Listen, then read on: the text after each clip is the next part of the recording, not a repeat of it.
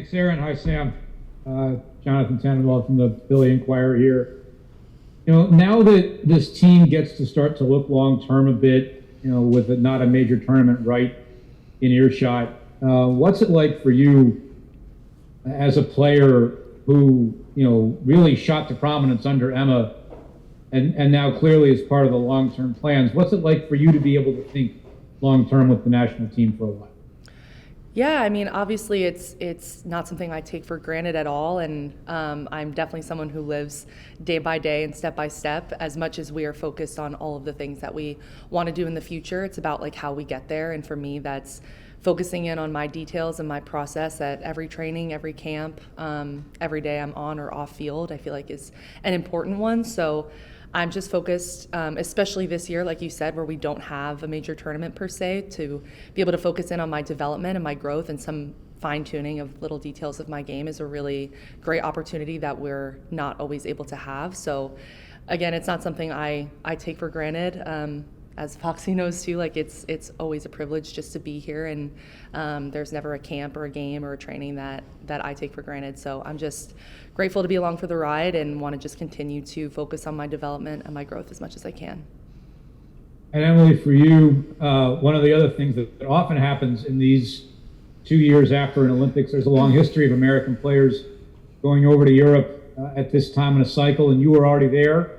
You just welcomed a new teammate, obviously, in Jenna Neiswanger. What's it been like for you watching a new wave of Americans start to come over, obviously, including the one who you now share a locker room with? Yeah, it's been great to have Jenna with me, have a travel buddy, and, have someone that gets to kind of be with me and experience both, the travel and being in the WSL and being for the national team. So again, I think it's been great. In terms of the wave, like you've been saying, I think really it's just everyone's individual decision. I think for me personally, it was just the right decision for me to go at the time, even with, the Olympics and kind of the craziness of that year. I still felt like it was right. So again, with Jenna, it's been amazing to have her, and also have Nay in the league too. So yeah. Thanks, JT. Let's go to Andrew Jones.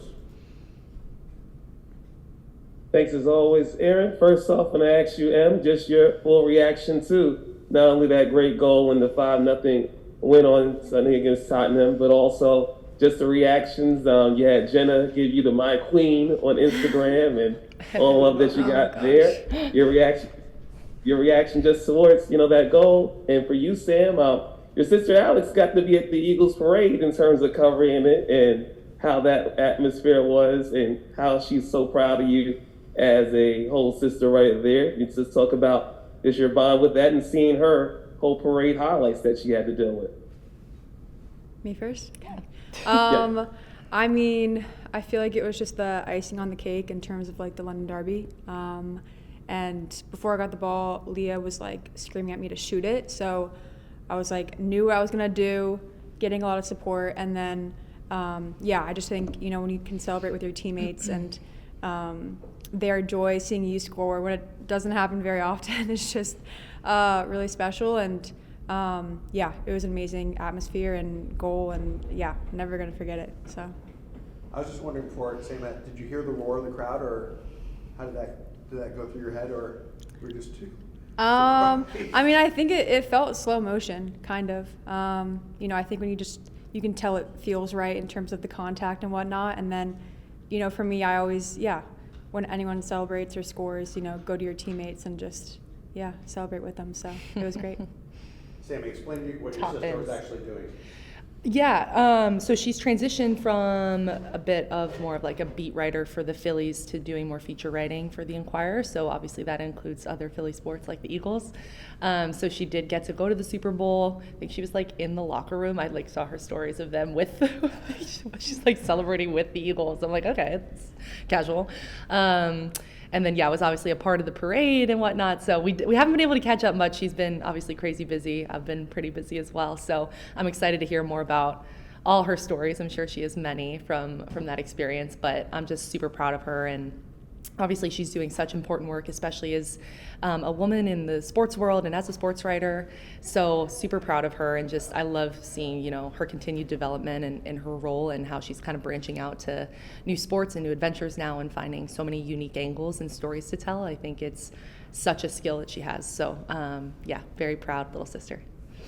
Love it. And just Aaron, you might have asked Sam, how your off season's gone in terms of how you build up towards this new year for you, Sam.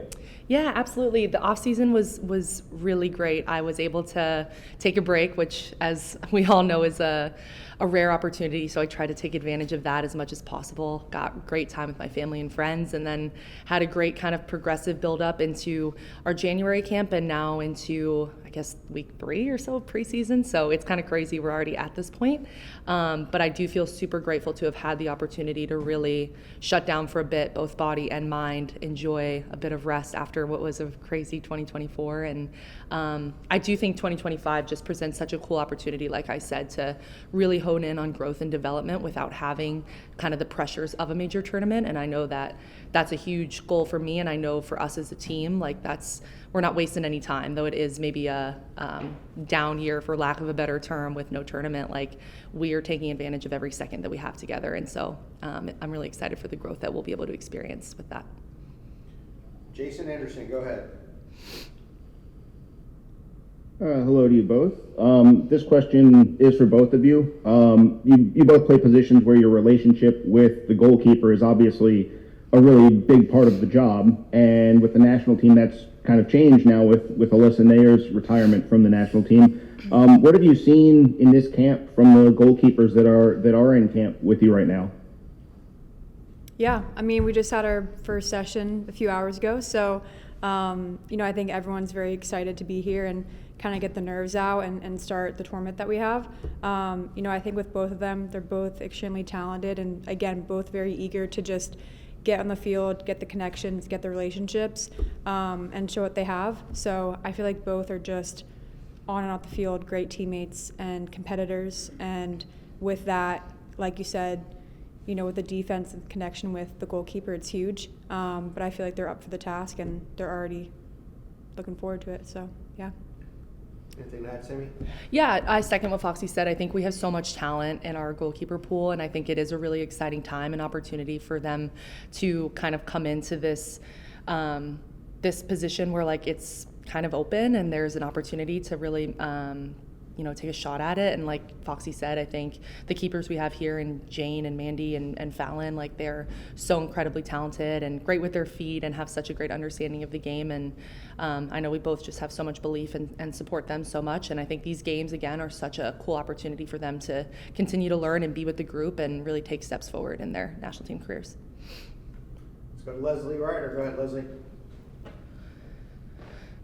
Hey folks, just a quick question, I think more for Sam. Just coming out of that January mega camp where there were so many new faces around, and seeing who gets to come back for February. I mean, what's the vibe like, just having all that new energy around?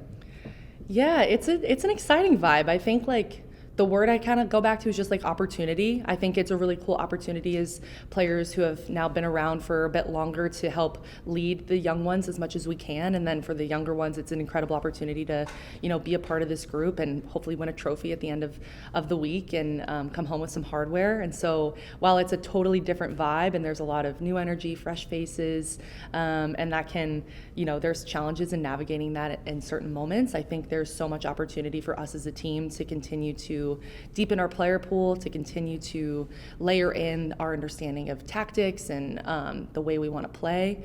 And so, yeah, I think it's been such a cool experience to kind of help bring some of the newer and younger ones along. And I know that's something none of us take lightly, and we love kind of the aspect of leadership that brings. So it's been a pleasure just having so many new faces in camp, and I think they're all doing such a great job in attacking a really challenging task and just facing it head on.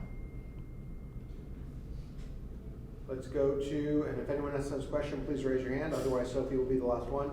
Go ahead, Sophie Nicolau. Hi guys, thanks so much for your time. A question for Emily and then one for both of you. Emily, Gooners have really fallen in love with you and love having you in this team.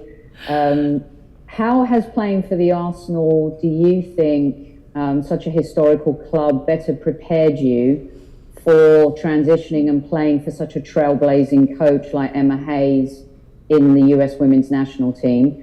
And then for both of you, in your downtime during SheBelieves Cup, what's your Netflix and chill right now and your favorite tune? Okay, good question. I think for me, you know, it's every day. Like the players that I train with in training, they're all stars on all their national teams. And so I think with that, you have a lot of inspiration and competition within training. And then within games, it's the same thing. You know, I'm playing against some of the best players in the world. So I feel like that definitely has helped prepare me coming here, where it's the exact same thing, best players in the US. So definitely the competition in the squad. The aura of the club a little bit. Yeah. Yeah. And I mean, yeah, and to that point, you know, I think at Arsenal, it's always a mentality of just getting better and better. And I feel like that is who I am as well. So I think going to the club and having a similar philosophy and mindset, it just has been so helpful and kind of giving me that confidence to, you know, keep going and get better and bring all that to national teams. So, yeah. Downtime? Downtime. As if you have a lot. Yeah. Yeah. Do you want to go first? So I just finished The Last of Us. Not really a chill part, very intense, apocalyptic type of show, but I just finished that. And then song, I mean, after the Super Bowl, like a lot of Kendrick Lamar for me. Well, I've been rewatching Gossip Girl. It's just like nostalgic for me, but I am like a big Seinfeld girl as well. So that's like my comfort show. And that's been on. Very different. You're apocalyptic. I know, I'm like 90s I'm like sitcom. stressed. And then music. Yeah, similar to Voxy, some Kendrick Lamar, obviously all the rave right now. But the Lumineers also came out with a new album, so I've been listening to that. So, yeah. All right, Love it. Thank you. Thanks, Obi. Looks like JT's got another one. Go ahead, JT. I do, and I'll make it clear that Andrew asked the question about Alex. I did not. You know, in the abstract I asked Emily earlier about this wave of Americans going to Europe.